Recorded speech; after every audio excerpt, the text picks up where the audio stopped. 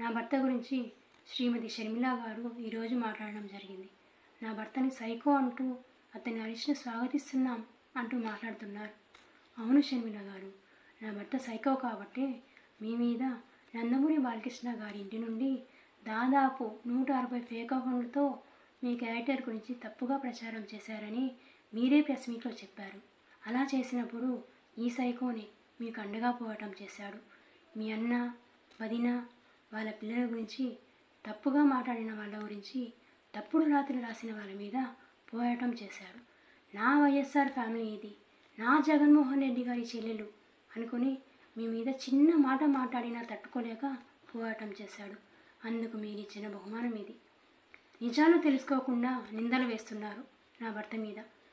మీ మీద, సునీతమ్మ మీద టీడీపీకి చెందిన ఉదయ్ భూషణ్ అనే వ్యక్తి దాదాపు 18 ఫేక్ అకౌంట్లతో నా భర్త పేరు ఉపయోగించి అతని పేరు మీద ఫేక్ అకౌంట్లు చేసి వైఎస్ఆర్ కుటుంబాన్ని, షర్మిలమ్మను, సునీతమ్మను, విజయమ్మ గారిని అందరి మీద బూతురాతలు రాసి అవన్నీ నా భర్త పెట్టాడు అనుకునేలా చేసి ఉదయ్ భూషణ్ అనే టీడీపీ వ్యక్తిని గడప పోలీసులు అరెస్ట్ చేసి మీడియా ముందుకు తెచ్చి చూపించారు. నా భర్త ఎలాంటి తప్పు చేయలేదు, మిమ్మల్ని దూషించలేదు అని అప్పటి ఎస్పీ మరి పోలీసులు తేల్చారు. ఆ రోజు నిజం తెలిసింది. అయినా సరే మీరేం మాట్లాడలేదు.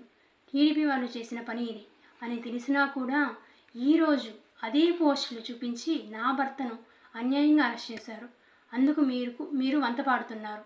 అంటే మీకు టీడీపీకి సంబంధాలున్నాయి, దగ్గరగా ఉన్నాయని అనుకోవాలా?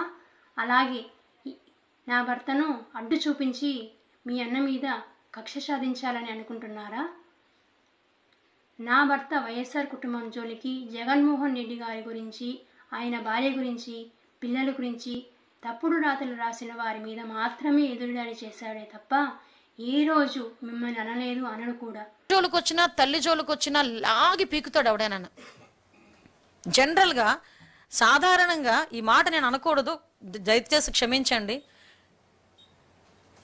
మీ అమ్మ కొంచెం వర్డింగ్స్ మార్చి మాట్లాడితేనే ఫిల్ట్ పట్టుకుంటాడు ఎవడైనా వచ్చి గట్టిగా మాట్లాడితే మన మామూలు ఫ్లోలో. అరే నీ చెల్లి గురించి, నీ తల్లి గురించి, నీ బాబాయ్ కూతురు గురించి నోటికొచ్చినట్టు మాట్లాడి షర్మిల రాజశేఖర రెడ్డికి పుట్టలేదు, విజయలక్ష్మి గారిని అడగాలి అని నీ సోషల్ మీడియా కుక్కలు నోటికొచ్చినట్టు మాట్లాడుతుంటే ఆ రోజు కూడా నీకు పౌరుషం రాలేదంటే నీకు ధనాపేక్ష, అధికారాపేక్ష ఏ లెవెల్లో ఉన్నాయో నాకు అర్థమవుతుంది.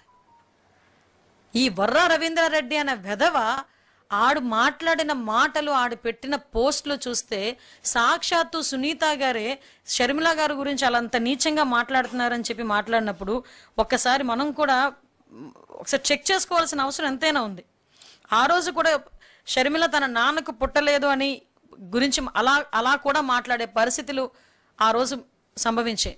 ఈ రోజుకి కూడా షర్మిలమ్మని, విజయమ్మని, సునీతమ్మని ఇంత నీచాతి నీచంగా మాట్లాడుతూ ఉంటే మేము ఆ టైంలోనే ఆలోచించి తల్లికి చెల్లికే దిక్కులేదు, ఇంక మేమెంత, మా ఇంట్లో కుటుంబ సభ్యులంతా. ఎన్టీ రామారావు గారి కూతురు భువనమ్మ ఏ రోజు కూడా రాజకీయాలకు సంబంధం లేని వ్యక్తి.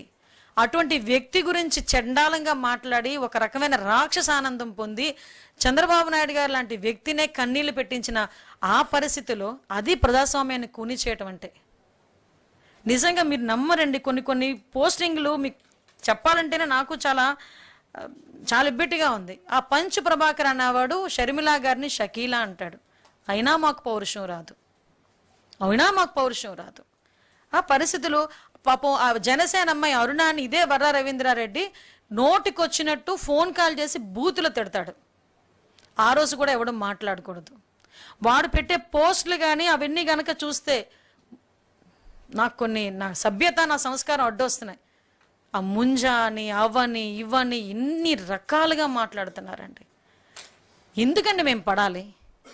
ఏంటండి అంత అవసరం ఏంటండి? ఆడు ఎవ్వడండి మమ్మల్ని మాట్లాడడానికి, కుటుంబ సభ్యుల గురించి మాట్లాడడానికి, మా గురించి మాట్లాడడానికి? ఈరోజు ఈ పొజిషన్లో కూర్చోవాలంటే ఎన్ని అష్ట కష్టాలు పడాలో, మేము ఎన్ని త్యాగాలు చేయాలో చాలా మందికి తెలుసు. మేమే కాదండి, ఒక ఆడపిల్ల రోడ్డు మీదకి బయటకు వచ్చి మాట్లాడుతుంది అన్న, రోడ్డు మీదకి వచ్చి తన పని తను చేసుకుంటుంది అన్న, తన కుటుంబం తనకు సహకరించాలి, తన పిల్లలు తనకు సహకరించాలి, బయటకు వస్తే తన భర్త సహకరించాలి, వీళ్ళందరూ సహకరించి సమాజం కూడా కోఆపరేట్ చేస్తే అమ్మాయి పర్టికులర్గా ఆ పని చేసుకుని బయటకు వెళ్ళగలదు. అది ఉమెన్ ఎంపవర్మెంట్ అంటే. ఈరోజు అమరావతి మహిళా రైతులు బయటకు వస్తే వాళ్ళని నోటుకొచ్చినట్టు తిడతావు, ఎవరైనా బయటకు వచ్చి నీ గురించి మాట్లాడితే నోటుకొచ్చినట్టు తిట్టి కేసులు పెట్టిస్తావు. కొన్ని నాకు చాలా ఇబ్బందిగా ఉంది, కొన్ని చూపించాలన్నా. నీకెవడో మినిస్టర్ పదవి ఇచ్చింది, నా గురించి మాట్లాడిన వాళ్ళు, ఇందాక నేను చెప్పాను కదా అని నాకు క్యాస్ట్ పెట్టి మాదిగా అని చెప్పి పెట్టి చాలా వరస్ట్గా నేను ఒక స్టెప్, నాకు సంస్కారం ఇవన్నీ అడ్డొచ్చి నా చదువు, నా సంస్కారం, నా తల్లిదండ్రులు పెంచిన తీరు, వీళ్ళు అనుకోవచ్చు దీన్ని బాధ పెడుతున్నాం అనుకోవచ్చు. నా గురించనే కాదండి, నాకే ఇలా ఉంటే కామన్ ఆడపిల్ల పరిస్థితి ఏంటి?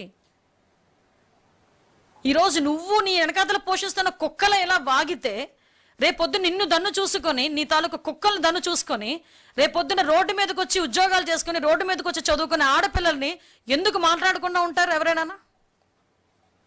ఈరోజు మేము పడేది బాధ సొసైటీకి తెలియాలి. ఎంత కష్టపడి మా తల్లిదండ్రులు పెంచి మమ్మల్ని ఒక సంస్కారవంతంగా మిమ్మల్ని ఇక్కడ కూర్చోబెడితే ఎవడో తెలియని ఈడియట్ బయటకు వచ్చి నోటుకొచ్చినట్టు మాట్లాడుతూ ఉంటే మేము చేతులు కట్టుకొని కూర్చోవాలా? చెప్పండి, మేము చేతులు కట్టుకొని కూర్చోవాలా? ఎంతమంది ఆడపిల్లలు ఈరోజు ఆ పదాలు వినలేక నేను గట్టిదాన్ని కాబట్టి ఇంకా సూసైడ్ చేసుకోలే, ఇంకొకరు అయితే ఫ్రస్ట్రేట్ అవుతారు, ఇబ్బంది పడతారు, ఏడుస్తారు, ఇంట్లోంచి బయటికి కూడా రారు. నో, ఆడెవడో ఏదో వాగితే ఆడికి సంస్కారం లేక, వాళ్ళ నాయకుడికి సంస్కారం లేక అలా పెంచి పోషిస్తూ ఉంటే నేనెందుకు భయపడాలి? మేమెందుకు భయపడాలి? ఈరోజు నేనే కాదండి, బ్రహ్మిణి గారి గురించి, భువనేశ్వరి గారి గురించి, సునీతమ్మ గురించి ఎంత దారుణమైన కామెంట్స్ అంటే కొన్ని కామెంట్స్ మీకు చూపించలేక నేను ఆగుతున్నాను. కానీ నాకే చాలా అది మామూలుగా కాదు. అక్కడ పడుకున్నారు, ఇక్కడ పడుకున్నారు, ఏంటండి ఆ పదాలు? అలాంటి పదాలను కూడా మేము సహించాలా? మీరే చెప్పండి ఒకసారి. అలాంటి ఎదవలను వదిలేయమంటారా? నేను ఛాలెంజ్ చేసి చెప్తున్నా, ఇలాంటి ఎదవలను మేము పట్టుకొని తీసుకొస్తున్నాం తప్పించి ఈరోజు గవర్నమెంట్ మీద ఏదో తప్పుడు వ్యాఖ్య రాశారనో వాళ్ళ గురించి మేము ఎప్పుడు మాట్లాడలే. ప్రజాసంబద్ధంగా మేము ఎదుర్కొంటాం. ఆ ధైర్యం మాకుంది, ఆ దమ్ము మాకుంది. నువ్వు ఏదైనా చేతనైతే, నువ్వు చేయగలిగితే ఎస్, ఈరోజు మేము చేస్తున్న వాటి మీద నువ్వేమైనా విమర్శించాలనుకుంటే విమర్శించు. ఇలాంటి ఎదవలందరూ నేను ఇతను వెనకేసుకొస్తూ మేమేదో అక్రమంగా అరెస్టులు చేస్తున్నామని వీళ్ళందరికీ కూడా ఇలాంటి ఎదవలందరికీ బెయిల్ ఇప్పించడానికి ఒక వార్ రూమ్ ఏర్పాటు చేశాడట జగన్మోహన్ రెడ్డి. ఒక వార్ రూమ్ ఏర్పాటు చేశాడట లాయర్లు పెట్టుకొని. ఇది మీరు ఎవరైనా హర్షిస్తారా? ఇలాంటి పదాలు మీకు చూపించమంటే చూపిస్తాను, సిగ్గువిడిచి చూపించమన్నా నేను చూపించగలను.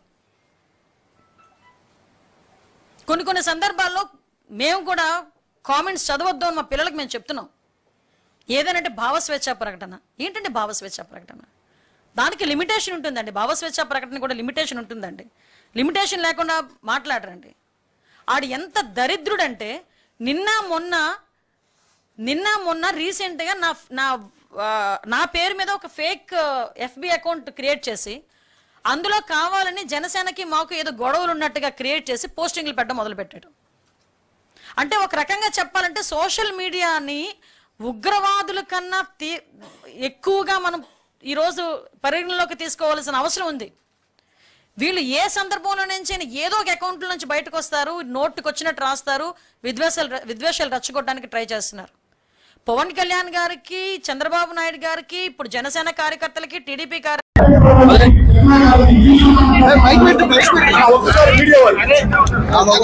రాజీనామా చేయాలి. జగన్మోహన్ రెడ్డి గారైనా, జగన్మోహన్ రెడ్డి గారు వైసీపీ నాయకులైనా అసెంబ్లీకి వెళ్లే ధైర్యం లేకపోతే రాజీనామా చేయాలి.